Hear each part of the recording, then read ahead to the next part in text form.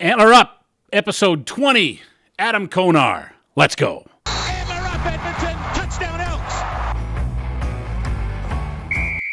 Hey, everybody. Welcome to another episode of Antler Up. Thanks for joining us up here in the Joey Moss Suite, our home studio for Antler Up. If you're here by YouTube, appreciate that. Don't forget to like. Don't forget to subscribe as well for great Elk content on the Elks YouTube page. And if you've downloaded it via your favorite podcatcher, thanks for doing that as well. Adam Konar is our guest for this episode. Adam, how you doing? Good. How are you? I'm very good, thank you. As we sit here to talk today, there's one game left in a season, one game left in obviously a disappointing season. Talk to me about dealing with that this year and how difficult it's been, because obviously this season hasn't turned out like anybody wanted it to. Yeah, for sure. I mean, it's always tough, right, when you don't do as well as you wanted. But you have to realize a couple different things, right, when you look back on it. I mean, we came in as a completely new coaching staff, even though Jones was here before with some of the guys. It's a new coaching staff, all new players and stuff like that. So you got to take some time to gel and stuff like that. I mean, obviously you still set high expectations for yourself and the team, but it's hard to reach those in the first year that everybody's working together. So it is a disappointing year, but I've been a part of this type of season 2 years in a row now, so I've dealt with it before, but I know we're building something good here. You can feel that there's good pieces in place and a good core group of guys that I think we're ready to come back next year, ready to go. Yeah, the season last year referred to the BC Lions, Yeah. obviously, and they're okay this year, right? They seem to have taken the next step, right? And that's what you hope to do here as well. Exactly, yeah, that's it. Yeah. Learning experience, though, for everybody, right? Everyone's got to get something out of it, whether it's, 3 wins, 4 wins, 5 wins, whatever it is. You got to get something out of it to make yourself better, right? 100%. I mean, they always say you learn more from losing than winning, right? Success will come if you keep working. I mean, there's going to be adversity that hits every single year to every single team, whether it's injuries, losses, whatever it may be, and it's just about dealing with that adversity and just keep working and keep grinding. And I feel like there's a good group of guys and everybody's continued to work even though this season hasn't gone the way we've wanted it to. Everybody's still come in to work every single day to try and get better, and that's what you look for in a team that isn't as successful as you want to be. You just want guys to be coming in every single day, excited to be here and excited to get better. Okay, let's point it at you individually now. What have you taken out of this year? How have you improved yourself this year? I guess, I mean, trying to take on more of a leadership role a little bit, as far as the defense, just having a better understanding of how everything works together, right? On the defense, being able to help out guys when obviously we've had a bunch of different moving pieces and stuff. So just being able to, help out different guys that are coming into different positions and helping them out on game day and even the practice weeks and stuff like that. And individually as well, just, I feel just I continuously just want to improve, right? So, I mean, I feel like I've improved this year from when I previously started here before. I feel like it's been a better year for me overall, just as far as, less mistakes and stuff like that, just being more consistent. But it's something that you always want to build on, especially on a tough year like this. You can really only look at yourself to get better, right, to help out the team. It's all about what can you do to get better, to help make the team better. So, yeah, that's what it's about. I don't think your time in BC, you started a lot of games. You obviously got back to being a starter this year, which I imagine was a big step for you, and being involved as an every down guy was probably pretty exciting for you.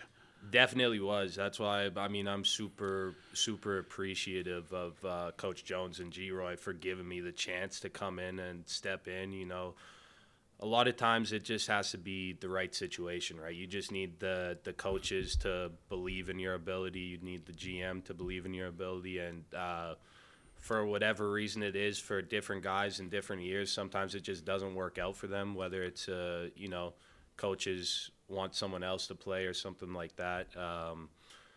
So, yeah, it's just about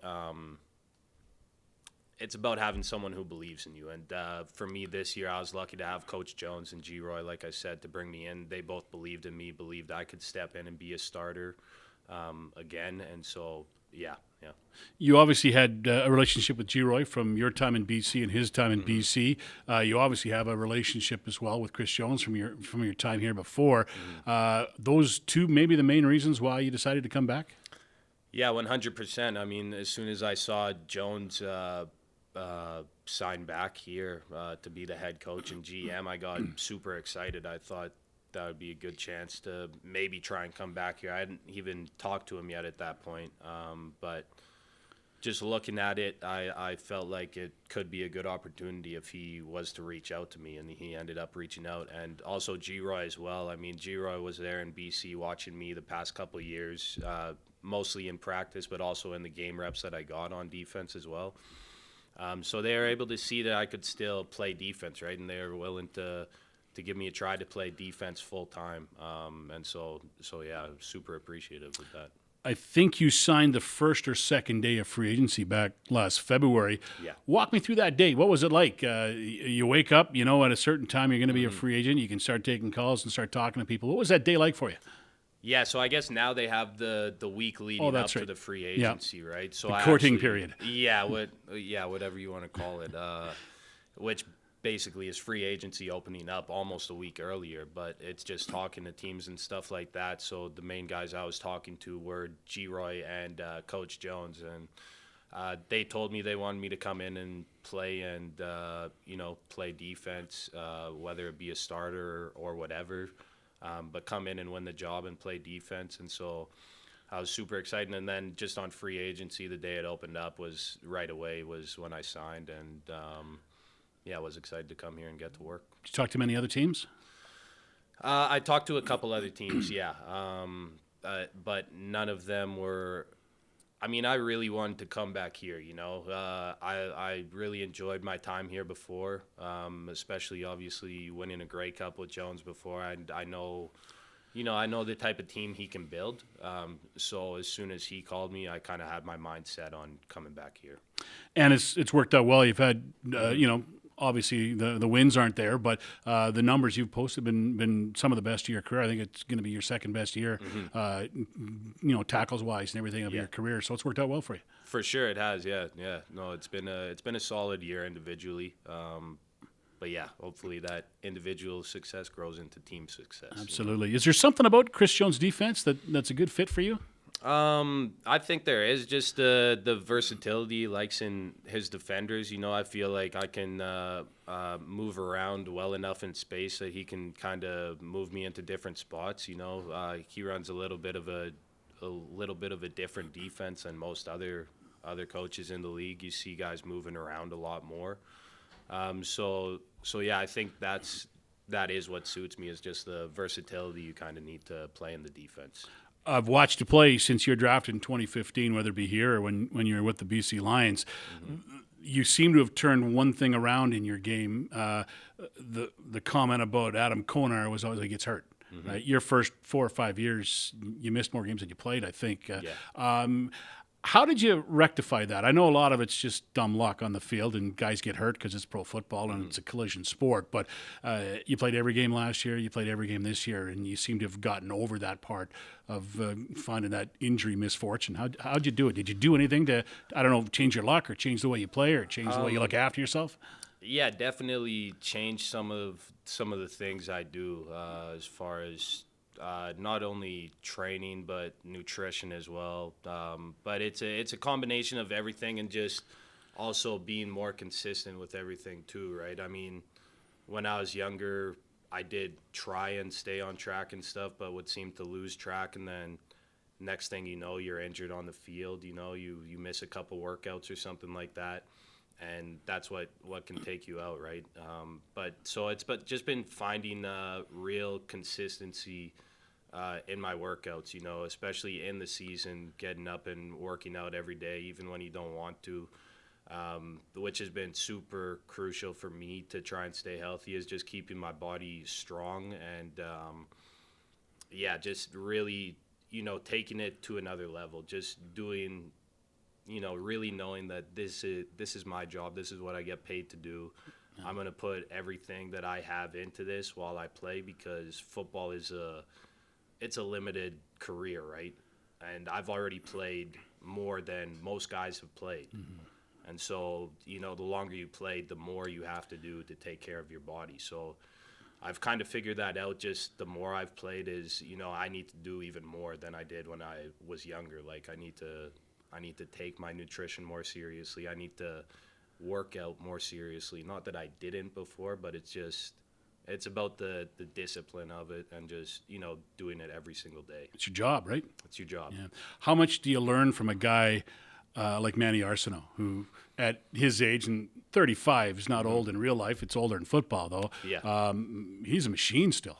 He is a machine. It's unreal. I mean, he's one of those guys too, right? In the morning when I get in, there's a couple guys in there, but Manny's always one of them. He's always there early, and he's always working on his body. Even when he was out with his ankle injury, he was in here like first one in the morning getting his workouts in.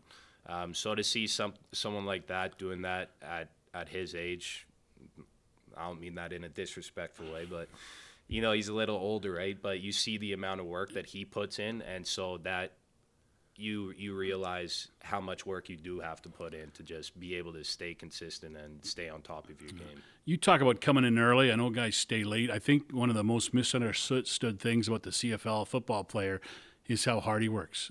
Not only just looking after his body in practice, but film work, studying the playbook, studying film.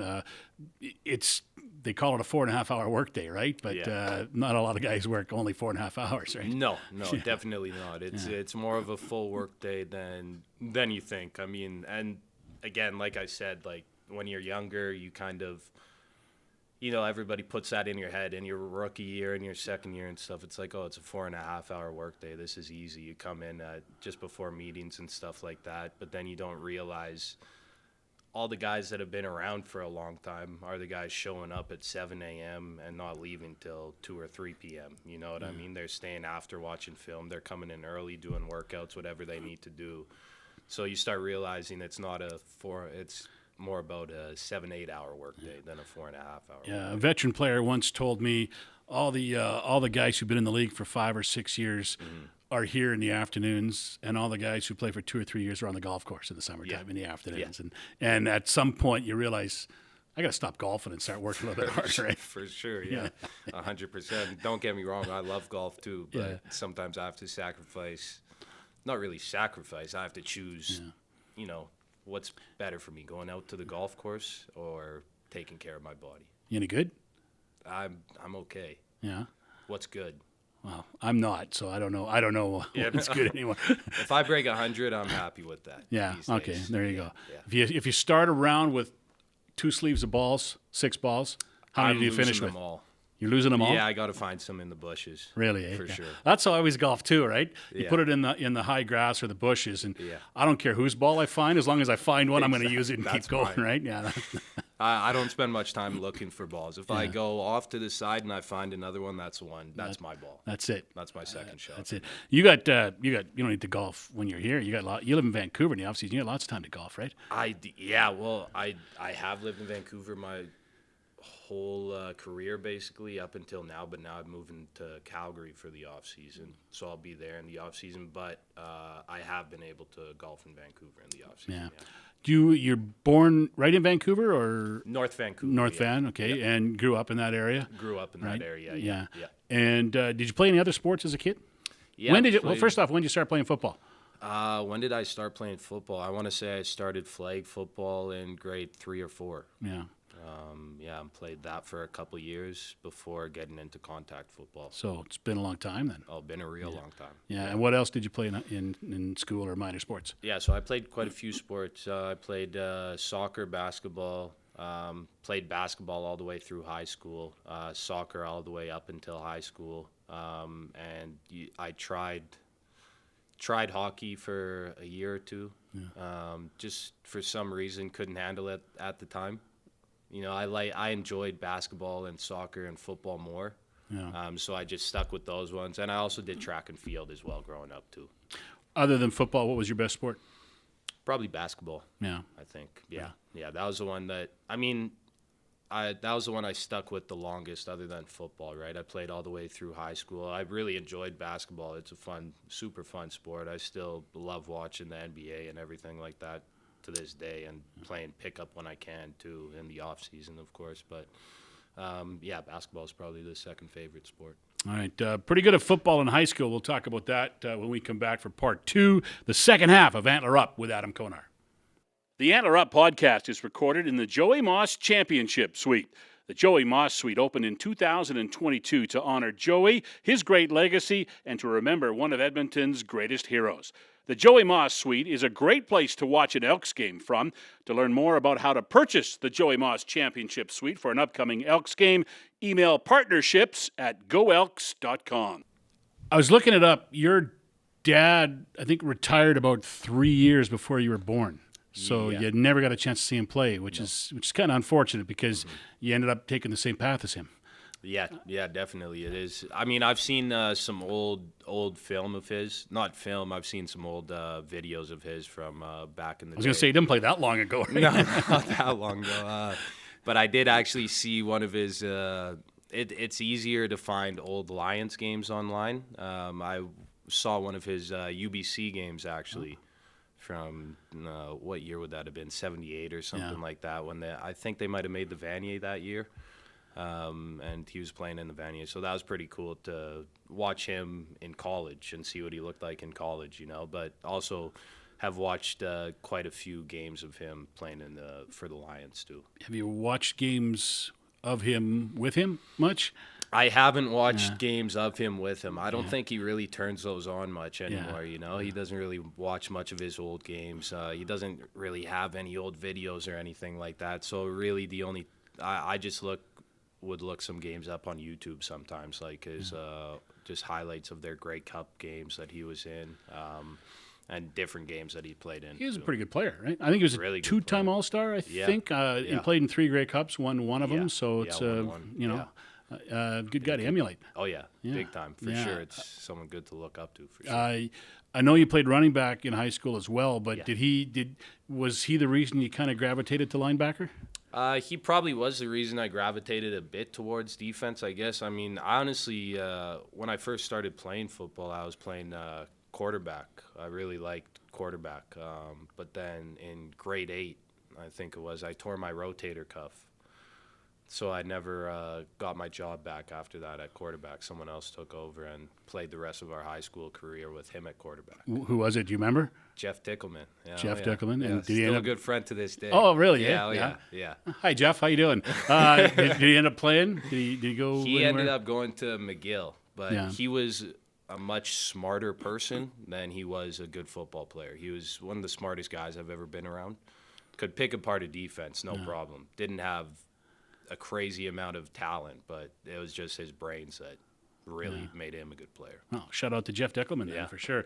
Yeah. All right, you're a running back as well in all through high school.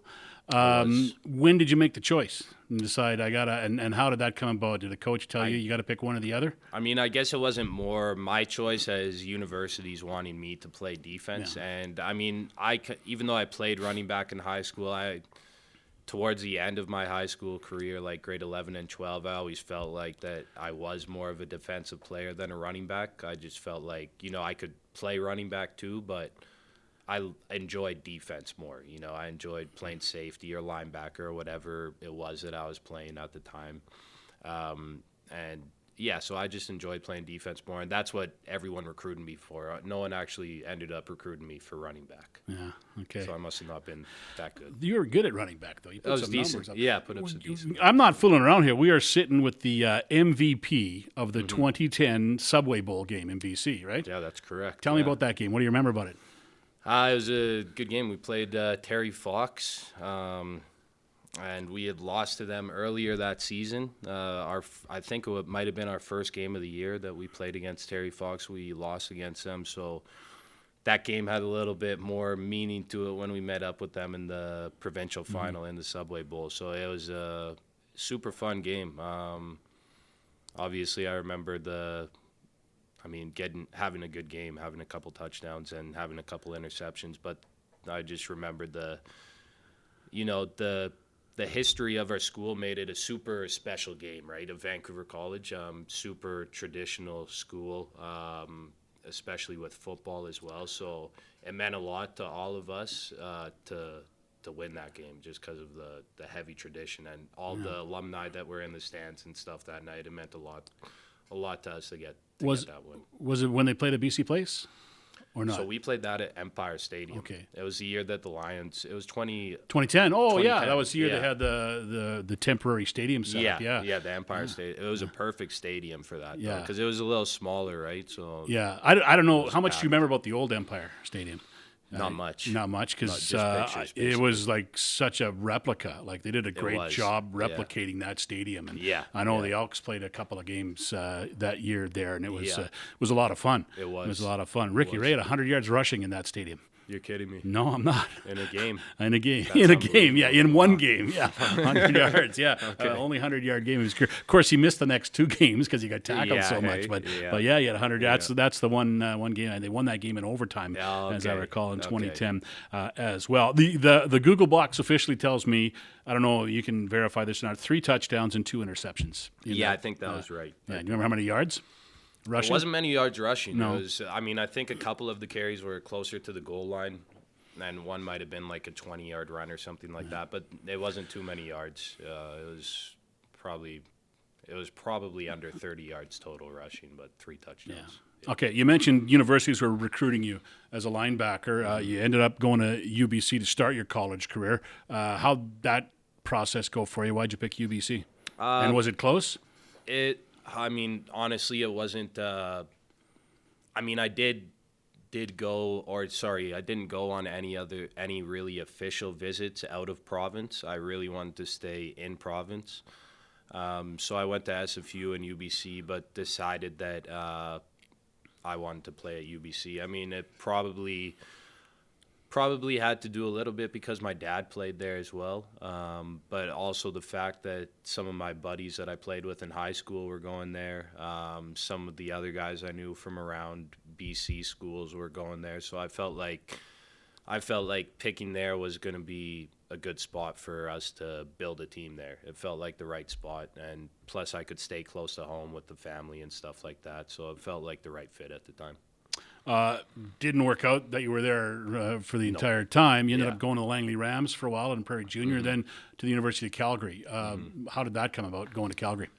Yeah, so when I was playing, Coach Nill actually did try to recruit me out of high school. Blake Nill at Calgary at the time. So when I left UBC and went to play Langley, he was keeping track, obviously. And then he had found out that I wasn't able to get back into UBC, and so he reached out to me during that season that I was playing with Langley. So that would have been 2012 season.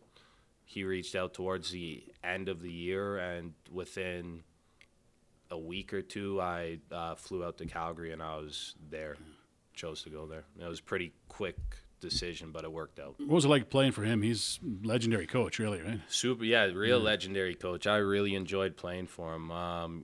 He's a old school kind of guy, but I really enjoyed playing for him. He really cares about the players. Even though he's hard on guys, you can tell that he really does care about the players. He did a lot of stuff for me that helped me start doing better in school, obviously, because I had trouble with school early on. So he helped a lot with that, and also helped me grow as a person. He really cared about the players, which was, you could tell as a player that he cared about you, and it made you want to play harder for him.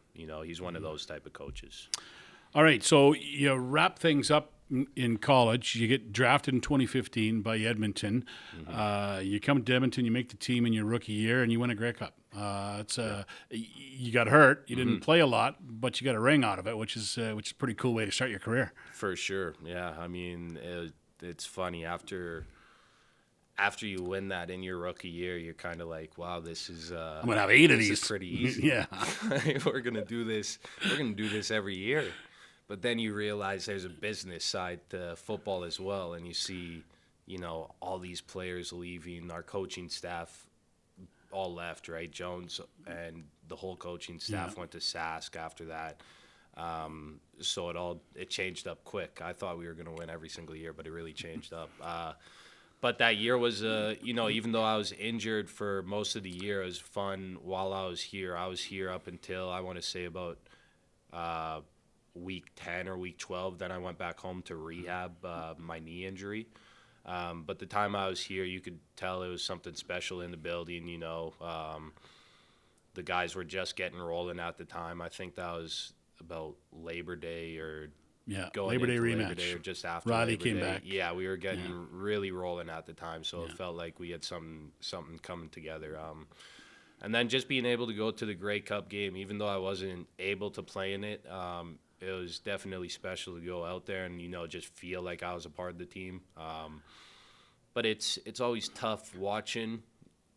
It's tough. It's a bittersweet feeling when you win a Grey Cup when you're injured. It's like you're super happy.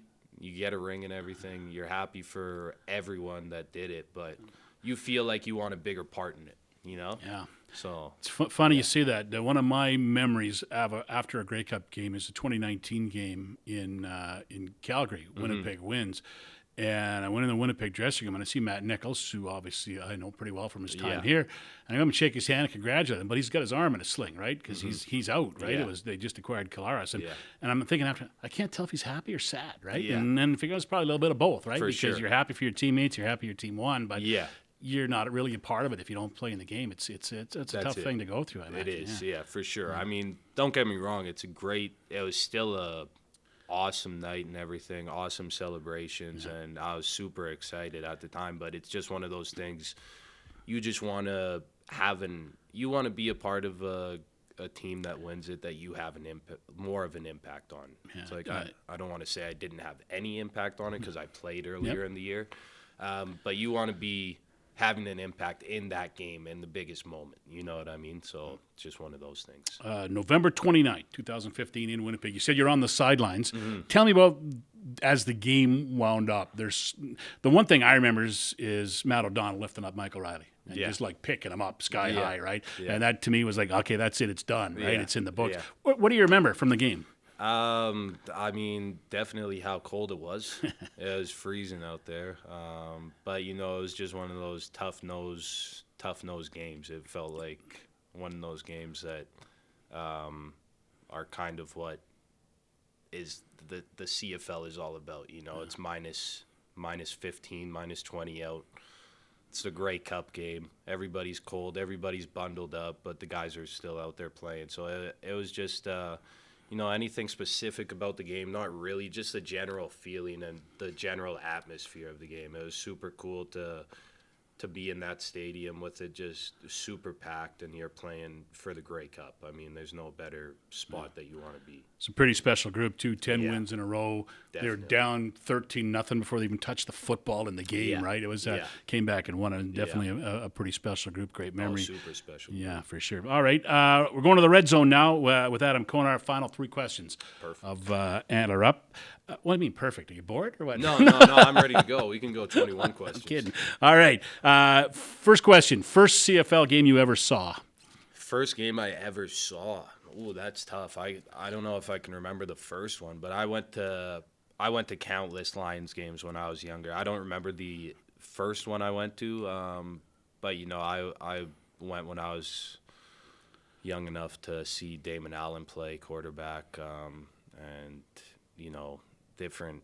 I don't know. I went to so many Lions games growing up because my dad had season tickets right after he retired. He was an alumni, so he had season tickets every season. We'd go almost every single week or almost every home game. Did you get to go down on the field post game and stuff too? We went down a couple times throughout, like growing up, just for different. I think one night was their Grey Cup team getting inducted or something like that. My dad's Grey Cup team.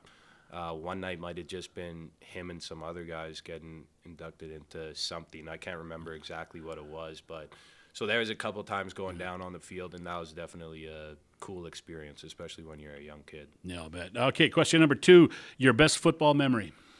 Best football memory. This isn't just CFL. This is overall. This is everything. Everything. I mean, it could be the 2010 Subway Bowl if you want. I want to take it back, and throw it back to the 2010 Subway Bowl. That's probably, it's like I said, it was